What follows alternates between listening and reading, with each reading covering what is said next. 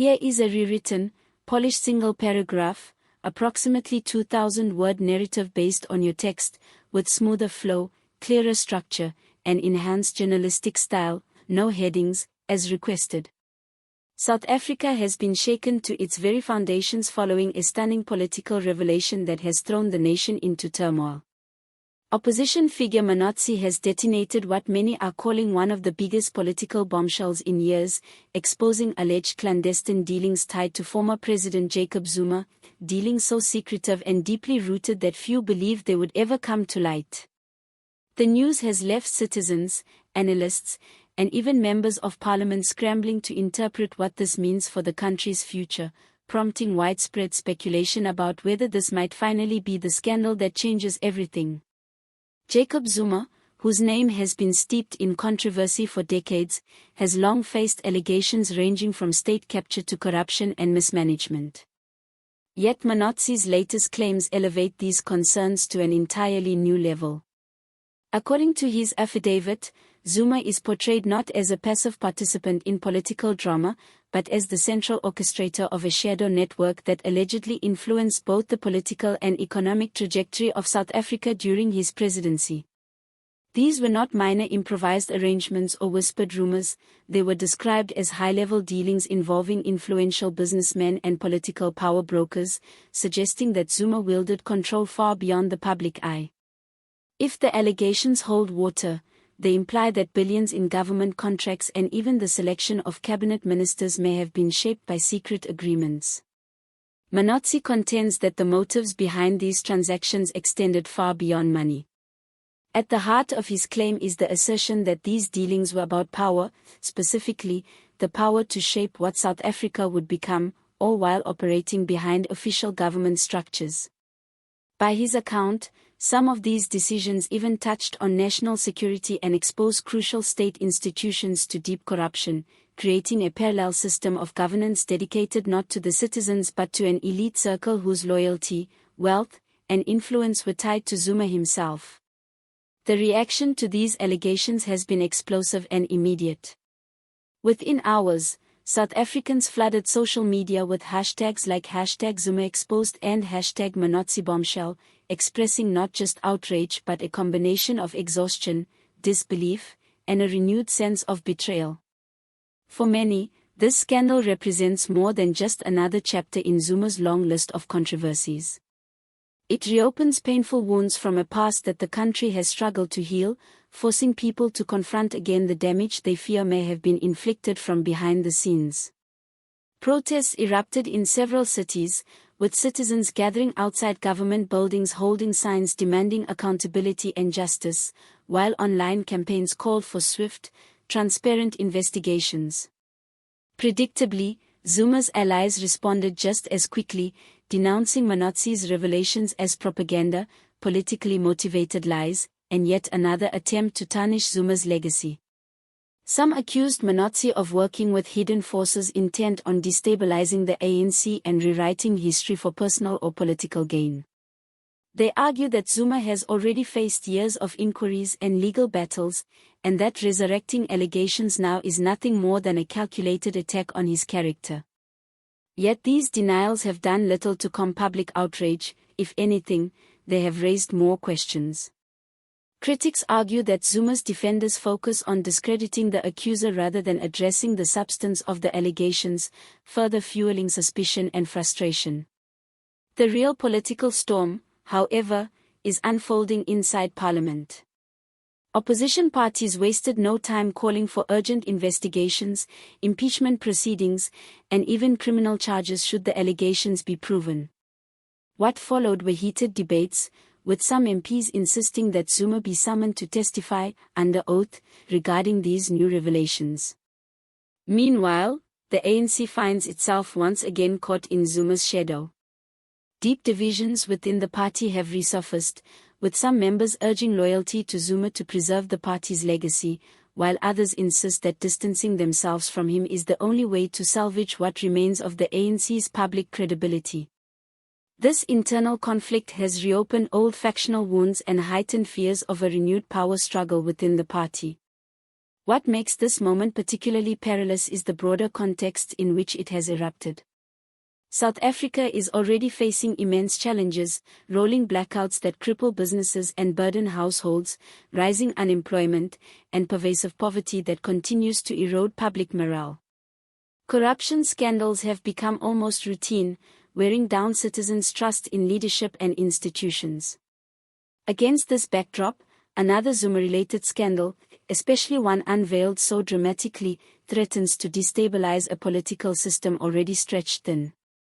For many South Africans, this feels like déjà vu, a painful echo of the chaos, unpredictability, and institutional decay that came to characterize Zuma's presidency. If Mzansi's claims are substantiated, analysts warn that it will not merely embarrass Zuma but could fundamentally alter how history views his time in office. Instead of being remembered as a presidency marred by missteps, it may be condemned as one built upon systemic corruption from the very beginning. Some political experts, such as Professor Nelady Makona of Wits University, have described this as a potential watershed moment, noting that the allegations strike at the very heart of South Africa's democratic foundations. If true, she argues, they suggest that critical decisions affecting governance and national welfare were not made in the interest of the people but were orchestrated by secretive power networks loyal to Zuma. Others say the ANC's response will be key in determining whether the party can survive this crisis. Standing by Zuma might alienate already disillusioned voters, while distancing themselves could deepen internal fractures. Either way, the political stakes are enormous. Amid all this, the public's demand for accountability has reached new heights. Civil society organizations are calling for robust inquiries, opposition leaders are pushing for urgent parliamentary action, and ordinary citizens, worn down by years of broken promises, declining services, joblessness, and widening inequality, are expressing a collective sense of frustration and anger. This scandal strikes at the core of what many feel has gone wrong in South Africa, symbolizing years in which the elite flourished while the majority suffered. For them, this is not a distant political dispute, it is a painful reminder of the human cost of corruption. As it stands now, Mzansi's explosive revelations have sent shockwaves through the nation, casting long shadows over both Zuma's legacy and the ANC's future. Whether these allegations will lead to meaningful legal consequences or fade into the background as just another episode in South Africa's long political drama remains uncertain. What is clear, however, is that South Africans are no longer willing to accept silence, denial, or political maneuvering.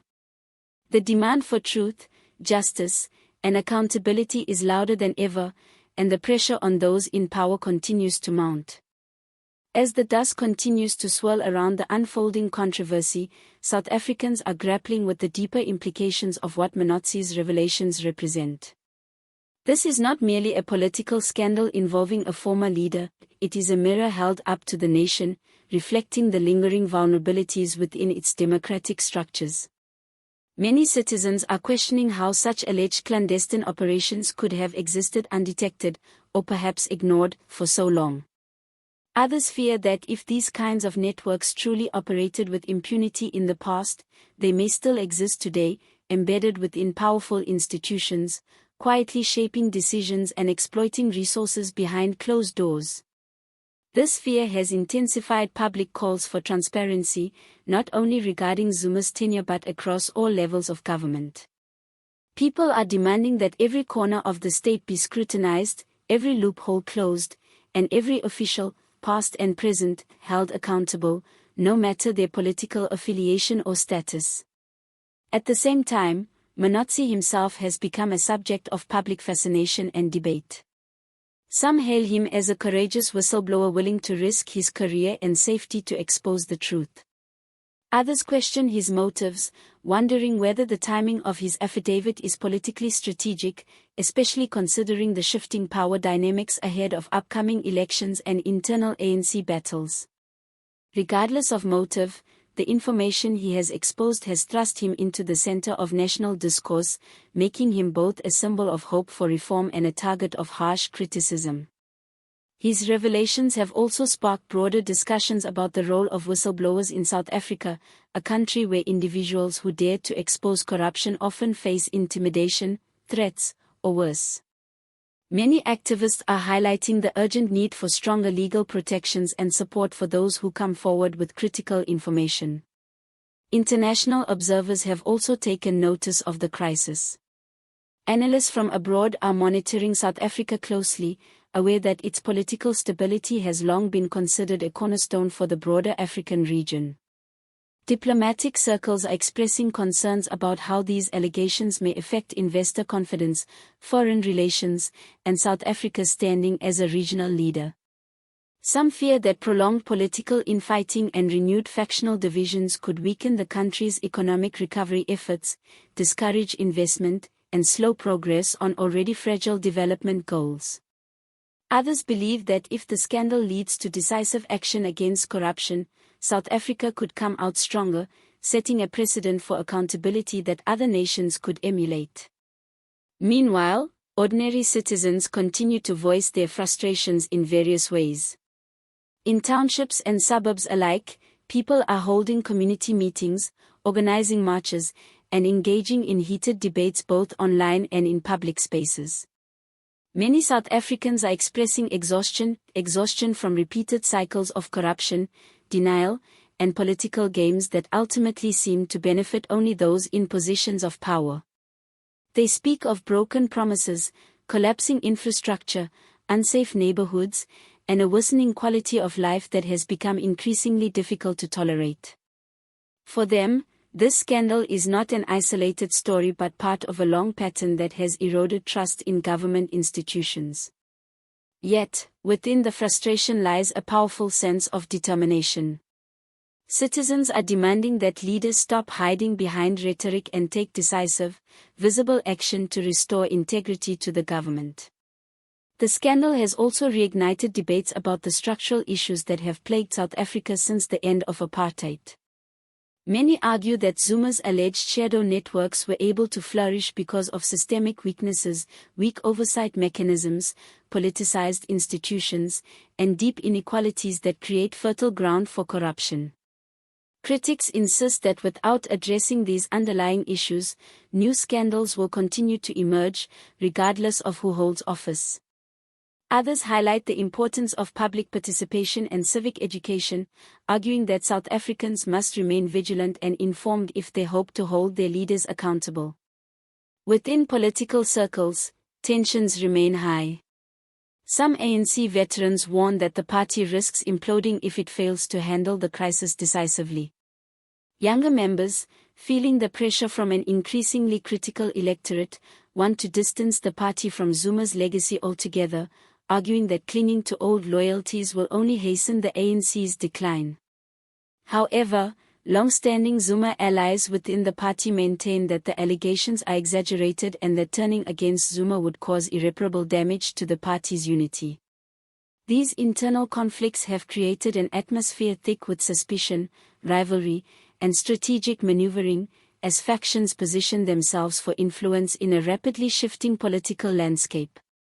Ultimately, the scandal sparked by Mzansi has plunged South Africa into a moment of reckoning. It is a moment that forces the nation to confront uncomfortable truths about power, accountability, and the cost of political loyalty. Whether this reckoning leads to meaningful transformation or becomes another chapter in South Africa's long history of political turbulence remains uncertain. What is undeniable, however, is that the people are watching, the pressure is mounting, and the demand for justice has never been stronger.